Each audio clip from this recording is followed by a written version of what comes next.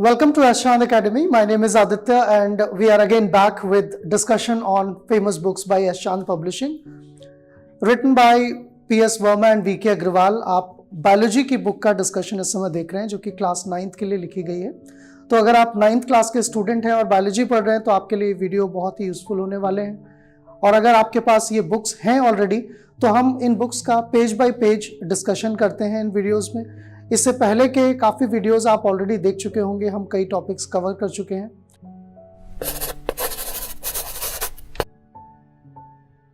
तो इस वीडियो में हम जो टॉपिक कवर करने वाले हैं that is continuation of the previous chapter. पहले भी हम इस चैप्टर के कुछ वीडियोस कवर कर चुके हैं। Chapter number 4, why do we fall ill, हम बीमार क्यों पड़ते हैं, यानी कि ह्यूमन डिजीजेस क्यों होती हैं, कैसे होती हैं और उनके पीछे के कॉजेस क्या होते हैं, उनसे कैसे बचा जा सकता है, इन सब चीज़ों के बारे में डिस्कशन है।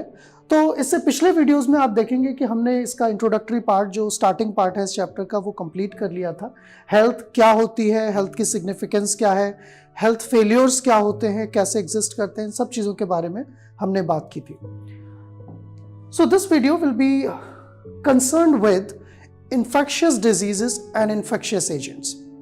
If you remember, we have talked about a general classification of diseases and we have seen that not all diseases are caused by pathogens. सारी diseases ऐसा नहीं है कि किसी चीज़ से, किसी एजेंट से होती हों।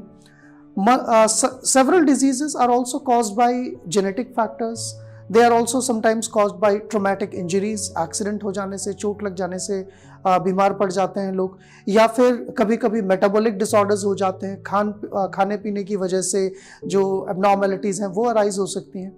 लेकिन इस वीडियो में हम उन सब डिसीजेस के बारे में बात नहीं करेंगे। हम बात करेंगे इन्फेक्शियस डिजीजेस की जो कि किसी एजेंट के थ्रू होती हैं, कोई ऐसे एजेंट जो इन्फेक्शन कॉज कर सकते हैं। तो सबसे पहले जब हम इन्फेक्शियस डिजीज की बात करेंगे तो ये जान लेना जरूरी है कि आखिर ये इन्फेक्शियस डिजीजेस जो होती हैं उनको करने वाले एजेंट्स कौन से हैं, इन्फेक्शियस एजेंट्स क्या हैं। So as you can see in the first paragraph of this page, organisms that can cause disease are classified in a wide range of categories. जो इन्फेक्शियस एजेंट्स हैं यानी कि जो पैथोजेंस हैं इन जनरल, उनको हम कई कैटेगरीज में डिवाइड कर सकते हैं अकॉर्डिंग टू विच फाइलम और विच टैक्सॉन दे बिलोंग, किस कैटेगरी में वो बिलोंग करते हैं उसके बेसिस पर। तो जनरली उन कैटेगरीज में आते हैं वायरसेस, बैक्टीरिया, फंजाई और उसके अलावा कुछ और सिमिलर यूनिसेलुलर ऑर्गेनिजम्स जैसे कि प्रोटोजोन्स। और इन सब से बहुत तरह की डिजीजेस होती हैं। इन्हीं के बारे में हम एक एक करके बात करेंगे इस चैप्टर में आगे। सो इसके साथ साथ कुछ एग्जाम्पल्स भी यहाँ पर आपको बताए गए हैं स्टार्टिंग में कि कई सारी डिजीजेस आप सुनते हैं जिनके बारे में आप देखते हैं आसपास, या हो सकता है कि कभी आप किसी बीमारी से, किसी इन्फेक्शियस एजेंट से खुद भी इन्फेक्टेड हुए हों। उनमें से कई सारी बीमारी जो हैं वो for example viral infections, recently you know about Covid pandemic that was caused by virus.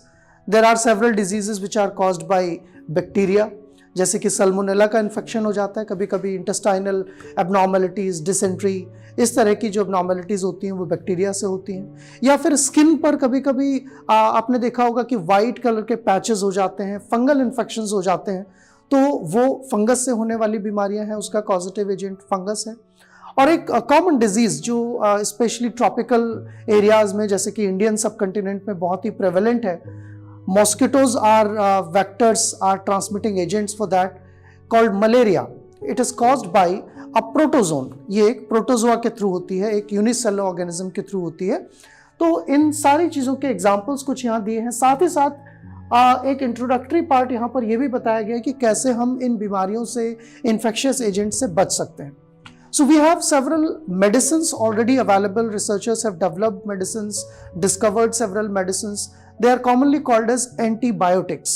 So biotic means living organisms, anti means against them. So a drug that can kill microorganisms or infectious agents, they have been called as antibiotics, and they are commonly used agents which can be used to cure these diseases.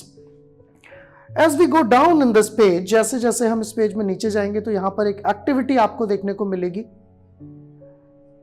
which you can try out yourself. आप इस video को देखकर खुद इस चीज़ का answer दे सकते हैं। इन्होंने पूछा है कि कभी आप बीमार पड़े हैं, कभी आपको कॉमन कोल्ड, कफ, खांसी या सर्दी जुकाम हुई है, कितने दिन तक आप बीमार थे, इसके अलावा आपने क्या कोई एंटीबायोटिक ली थी, जब डॉक्टर ने कोई दवाई आपको प्रिस्क्राइब की थी तो क्या उनमें कोई एंटीबायोटिक थी, वो एंटीबायोटिक कैसी थी, कितने दिन तक आपने वो एंटीबायोटिक लिया था और किस कैटेगरी में उसको आप रखेंगे। इस तरह के कुछ क्वेश्चंस तो आप अपने आप से अपने फ्रेंड सर्कल में इस एक्टिविटी को कर सकते हैं, इन चीज़ों को डिस्कस कर सकते हैं।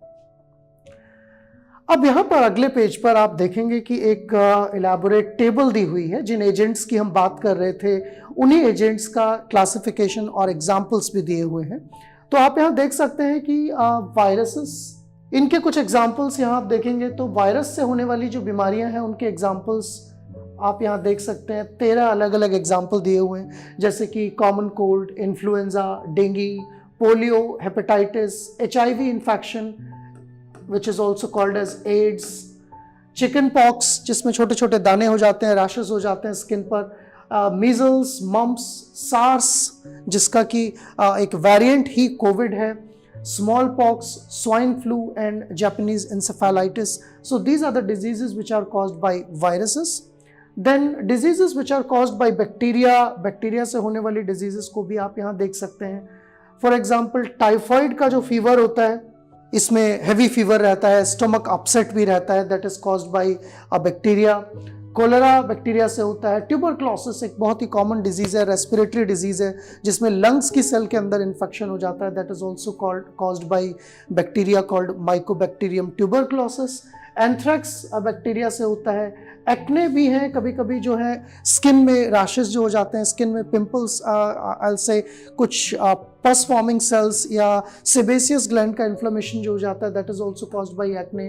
Tetanus is also a very very uncommon but deadly disease, जिसमें आपने देखा होगा कभी किसी को अगर चोट लग जाती है, स्पेशली मेटल की किसी चीज़ से अगर चोट लग जाती है तो डॉक्टर तुरंत उसको टिटनस का इंजेक्शन देते हैं। तो टिटनस एक बहुत ही सीवियर माइक्रोबियल डिजीज है और ये माना जाता है कि ये बैक्टीरिया जनरली पुरानी गली हुई पुरानी चीज़ों पर एग्जिस्ट करते हैं, जैसे कि अगर कोई मेटल का पीस है काफ़ी दिन से कहीं रखा हुआ है, रस्टेड पीस है या कोई वुडन आर्टिकल है, उन सब चीज़ों पर ये बैक्टीरिया हो सकते हैं और उनसे कट लगने पर हम हमेशा टिटनस के रिस्क में होते हैं, इसलिए डॉक्टर्स इमीडिएटली कोई भी कट लगने पर टिटनस का इंजेक्शन देते हैं। साथ ही साथ कभी कभी कंटामिनेटेड फूड कंज्यूम कर लेने से, जैसे कि स्टेल फूड और street food which is contaminated with bacteria, that can also cause severe abnormalities, stomach upset हो जाता है उससे, and that is often called as food poisoning, जिसमें लगातार वॉमिटिंग और स्टूल्स होते हैं।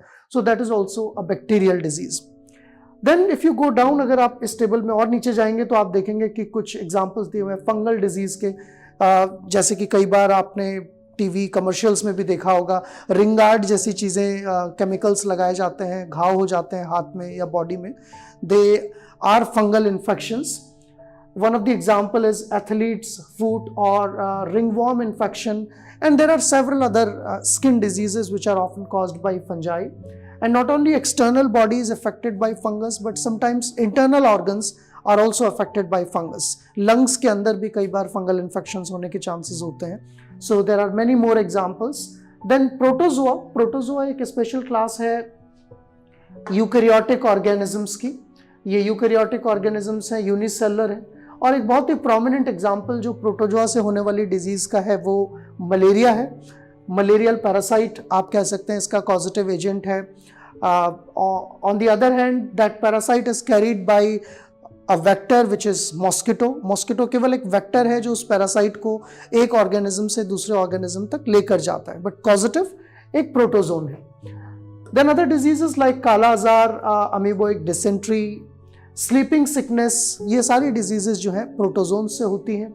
और इसके अलावा कुछ मल्टी सेलुलर ऑर्गेनिजम्स भी हैं। अगर हम इनकी बात करें तो except for fungi, protozoan, bacteria and viruses, they all were unicellular, but large organisms like multicellular organisms which we can also call worms, जिन्हें हम वॉर्म्स कह सकते हैं, उनसे भी कुछ डिजीजेस होती हैं, जैसे कि इंटेस्टाइनल वॉर्म इन्फेक्शंस और एलिफेंटियासिस। इस तरह की बीमारियां वॉर्म्स से होती हैं। So further if you go down you will see some representative images, आपको कुछ यहाँ इमेजेस दिखेंगी कि किस तरह से कोई वायरस सेल के अंदर से बाहर निकलता है। जब वो सेल के अंदर इन्फेक्शन कर देता है तो वहाँ रेप्लिकेट होता है और उसके बाद उस सेल को बर्स्ट करके वो वायरस बाहर निकलते हैं। तो ज़्यादातर वायरस जो है वो सेल के अंदर ही चले जाते हैं हमारे शरीर में और सेल के अंदर जाकर उसको अंदर से डिकम्पोज करने लगते हैं, उस सेल का जो मशीनरी है उसको कंट्रोल कर लेते हैं और फिर उसके बाद अपने आप को रेप्लिकेट करके पूरी बॉडी में फैलाने लगते हैं। सिमिलरली बैक्टीरिया जो होते हैं वो भी कई तरह के होते हैं। उनमें से एक एग्जांपल यहाँ दिया हुआ है स्टेफाइलोकोकस का, जो कि एक्ने के लिए रिस्पॉन्सिबल होता है। एक्ने जो है they are inflammation of the skin, especially they are more prevalent in females compared to males, so that is also caused by bacteria which somewhere look like this. Then if you go ahead, अगर हम इस chapter में आगे जाएं तो अब हम इन parasite से, इन पैथोजन से जो इन्फेक्शंस होते हैं उनका मीन्स क्या है, वो कैसे होते हैं, उसको हम देखेंगे। मीन्स ऑफ स्प्रेड की बात करेंगे।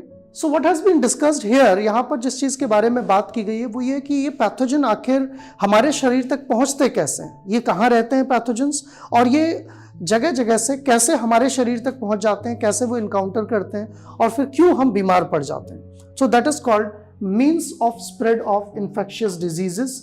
इन्फेक्शियस डिजीजेस फैलती कैसे हैं, उनके इन्फेक्शन का कारण क्या हो।